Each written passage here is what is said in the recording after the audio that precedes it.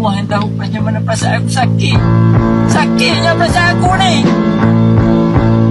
Siapa yang tahu? Siapa tahu? A few moments later.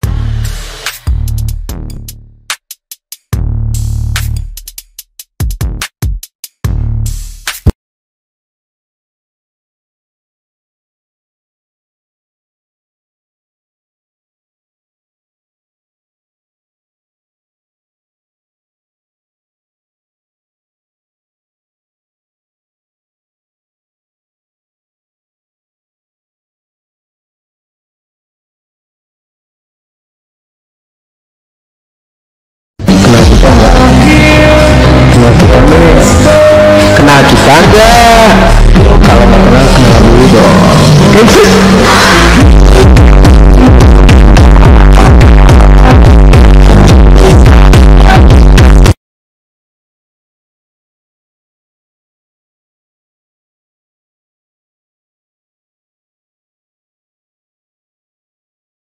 Definisi komputasi awan. Komputasi awan atau cloud computing merujuk pada penyediaan layanan komputasi seperti server, penyimpanan data, database, perangkat lunak, dan jaringan melalui internet tanpa memerlukan pengguna untuk memiliki infrastruktur fisik secara langsung. Layanan ini memungkinkan pengguna untuk mengakses sumber daya komputasi dan aplikasi secara fleksibel dan terkelola, hanya membayar untuk pengguna yang mereka konsumsi. Syarat agar layanan dapat dikatakan komputasi awan. Yang pertama, on-demand, self-service. Pengguna dapat mengakses dan mengelola sumber daya tanpa bantuan penyedia.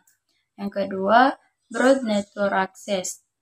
Akses layanan melalui berbagai perangkat dengan koneksi internet. Yang ketiga, resource pooling. Sumber daya dibagi dan dikelola bersama untuk banyak pengguna. Yang keempat, rapid elasticity. Kapasitas sumber daya dapat disesuaikan dengan cepat. Nomor 5, measure service. Pembayaran berdasarkan pemakaian yang terukur. Karakteristik utama komputasi awan. 1. Skalabilitas. Kapasitas sumber daya dapat disesuaikan dengan kebutuhan. Kedua, ekonomi biaya. Mengurangi biaya infrastruktur dan hanya membayar sesuai pemakaian. Ketiga, keandalan. Ada backup dan pemulihan otomatis untuk kalangan layanan. Keempat, ada mobilitas. Akses layanan dapat dilakukan dari mana saja dengan koneksi internet. 5. Keamanan. Penyediaan layanan mengelola infrastruktur dan keamanan, namun pengguna dapat mengatur akses. Dan yang terakhir ada multi-tenant. Sumber daya dibagi untuk banyak pengguna namun tetap terisolasi. Layanan komputasi awan. Layanan komputasi awan dibagi menjadi 3 modul utama, yaitu 1. Ada LAS, infrastruktur as a service, menyediakan infrastruktur dalam server, penyimpanan, dan jaringan secara virtual. Penggunaan dapat mengelola sistem operasi, aplikasi, dan data sendiri. Contoh, Amazon Web Service, AWS, atau Microsoft Azure, Google Cloud Platform, atau GCP. Kedua, ada PaaS, Platform as a Service, menyediakan platform untuk mengembangkan, menguji, dan menjalankan aplikasi tanpa perlu mengelola infrastruktur. Contoh, Google App Engine, Microsoft Azure App Service, dan yang terakhir ada Heroku. Ketiga, ada SaaS, Software as a Service, menyediakan aplikasi perangkat lunak yang dapat diakses melalui internet tanpa perlu instalasi atau pemeliharaan perangkat penggunaan. Contohnya Google Workspace, Microsoft 365, dan Dropbox. Contoh lain layanan yang berkaitan dengan komputasi awan. 1. Backup dan penyimpanan data. Layanan untuk menyimpan data secara aman di awan seperti Google Drive, Dropbox, dan iCloud. 2. Penyediaan database. Layanan database berbasis awan yang dikelola secara otomatis seperti Amazon, RDS, dan Google Cloud Firestore. Ketiga ada analitik dan big data. Layanan untuk analisis data besar dan pemrosesan data dalam jumlah besar seperti Google BigQuery dan AWS Redshift. Keempat, layanan kecerdasan buatan atau AI. Layanan berbasis awan untuk membangun dan mengimplementasikan aplikasi kecerdasan buatan seperti IBM Watson, dan Google AI Platform. 5. Virtual desktop. Layanan untuk menjalankan desktop virtual di awan seperti Amazon Workspace dan Microsoft Windows Virtual Desktop. Infrastruktur komputasi awan. Infrastruktur komputasi awan merujuk pada komponen-komponen fisik dan virtual yang membentuk dasar dari layanan cloud computing. Infrastruktur ini memungkinkan penyedia layanan cloud untuk menyediakan sebagai layanan kepada pengguna seperti penyimpanan, komputasi, dan aplikasi tanpa memerlukan pengelolaan langsung dari pengguna terhadap perangkat keras atau perangkat lunak yang mendasarinya. Infrastruktur komputasi awan dirancang untuk skalabilitas, efisiensi, dan fleksibilitas. Komponen infrastruktur komputasi awan terbagi menjadi 8. Yang pertama ada server atau computer source. Fungsinya yaitu menyediakan daya komputasi untuk menjalankan aplikasi dan memproses data. Bisa berupa server fisik, bare metal, atau virtual VM. Contohnya yaitu mesin virtual yang berjalan di atas hypervisor seperti VMware atau KVM. Yang kedua ada storage atau penyimpanan data. Fungsinya yaitu menyimpan data yang digunakan oleh aplikasi dan pengguna. Tersedia dalam berbagai jenis seperti penyimpanan file, objek, dan blok. Contohnya yang pertama ada object storage yang menyimpan data dalam bentuk objek, misalnya gambar, video, seperti Amazon S3. Yang kedua ada block storage yang menyimpan data dalam bentuk blok untuk digunakan oleh aplikasi yang membutuhkan akses cepat, misalnya Amazon BS. Yang ketiga ada file storage, penyimpanan untuk file seperti Google Drive atau Dropbox. Nah, yang ketiga ada jaringan atau networking. Fungsinya yaitu menyediakan konektivitas antar server, storage, dan pengguna. Jaringan yang handal dan cepat sangat penting dalam cloud computing. Adapun komponennya yang pertama ada Virtual Private Network atau VPN, menghubungkan infrastruktur cloud dengan jaringan lokal pengguna secara aman. Yang kedua ada load balancer yang menyebarkan beban kerja ke beberapa server untuk meningkatkan kinerja dan ketersediaan. Nah, yang keempat ada virtualisasi. Fungsinya yaitu memungkinkan pemisahan sumber daya fisik menjadi unit-unit virtual seperti mesin virtual, VM, atau kontainer untuk meningkatkan fleksibilitas dan efisiensi. Contohnya yang pertama ada hypervisor, teknologi yang memungkinkan pembuatan dan pengelolaan VM seperti VMware, XC, atau Microsoft Hyper-V. Yang kedua ada containerization atau teknologi untuk mengemas aplikasi dalam kontainer untuk menjalankannya di berbagai lingkungan seperti Docker. Nah, yang kelima ada manajemen dan keamanan. Fungsinya yaitu sebagai sistem untuk memantau, mengelola, dan mengamankan infrastruktur awan. Adapun komponennya yang pertama ada Identity and Access Management, yang disingkat dengan IAM. Pengatur, kontrol akses untuk mengelola siapa yang dapat mengakses sumber daya cloud. Yang kedua ada firewall dan enkripsi, melindungi data dan aplikasi dari ancaman eksternal dengan menggunakan firewall dan enkripsi. Yang keenam ada data center.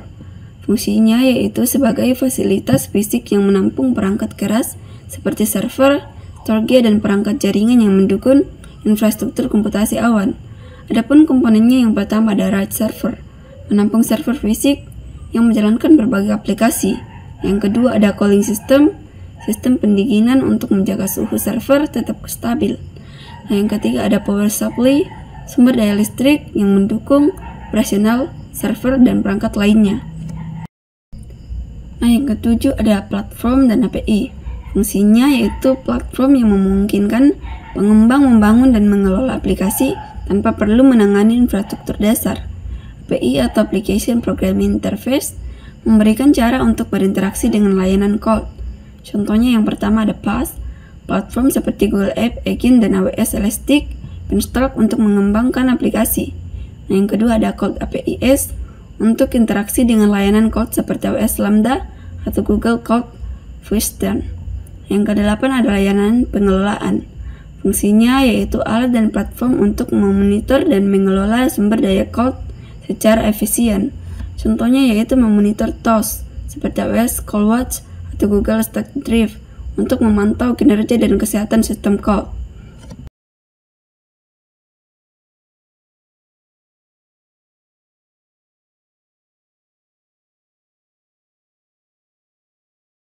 Layanan komputasi awan terdiri dari 3 jenis utama, yaitu Software as a Service atau biasa disebut SaaS.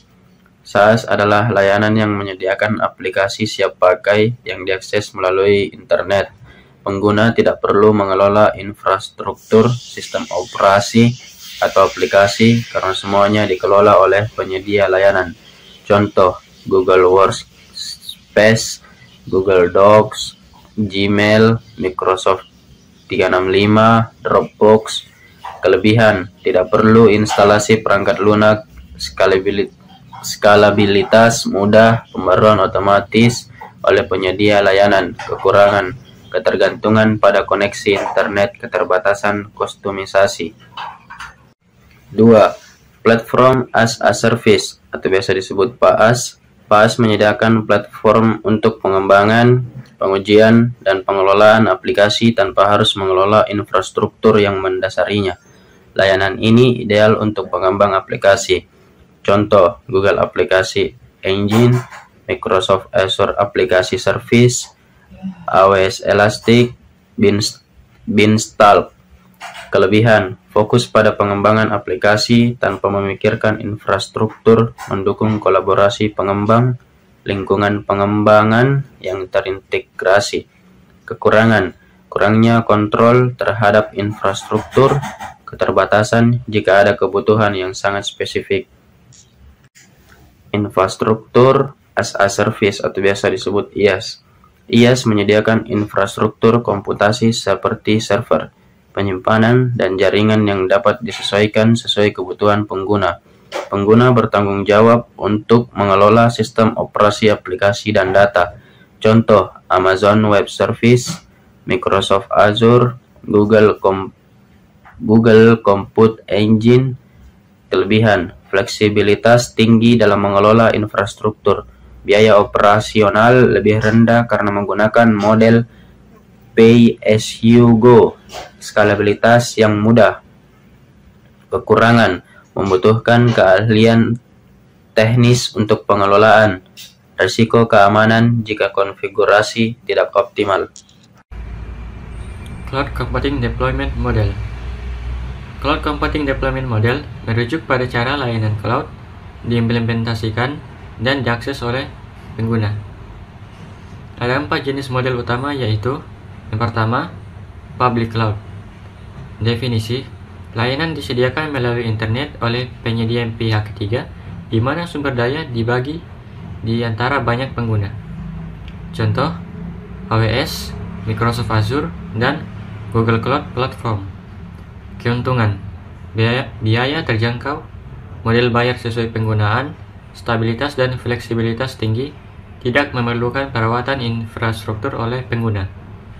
Kekurangan, kontrol terhadap infrastruktur lebih rendah, potensi risiko keamanan karena lingkungan berbagi. Kedua, Private Cloud. Definisi, layanan hanya digunakan oleh satu organisasi. Infrastruktur dapat dihosting di lokasi perusahaan atau oleh penyedia pihak ketiga. Contoh, VMware dan OpenStack. Keuntungan, kontrol dan kustomisasi lebih besar, keamanan dan privasi lebih baik, cocok untuk data sensitif dan aplikasi kritis. Kekurangan: biaya lebih tinggi untuk pemasangan dan pemeliharaan. Skalabilitas terbatas dibanding cloud publik. Ketiga, hybrid cloud.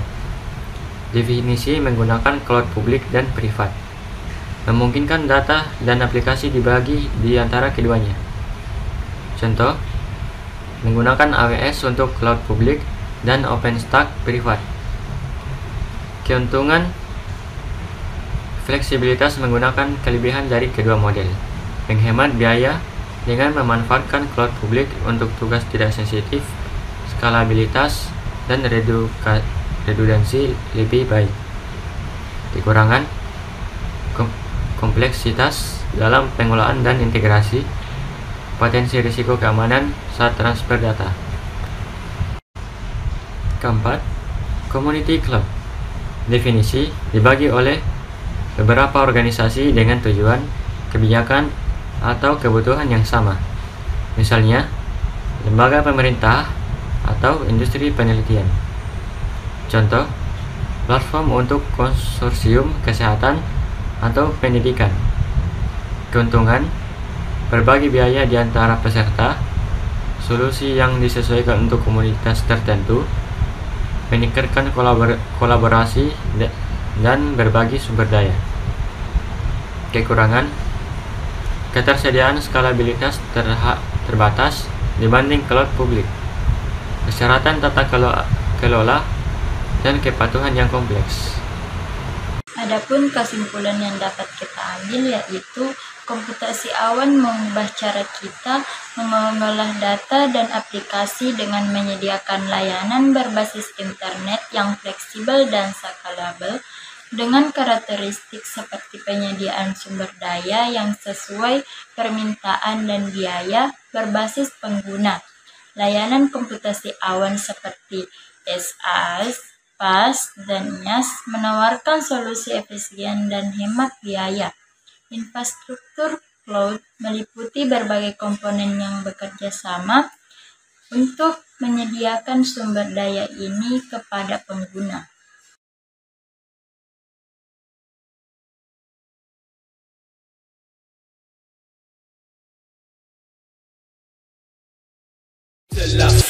Murder on call with the 5-9. 20 years and it seems like a lifetime. I've been hanging every day from a lifeline. Why these fuckers tell it dinner every night?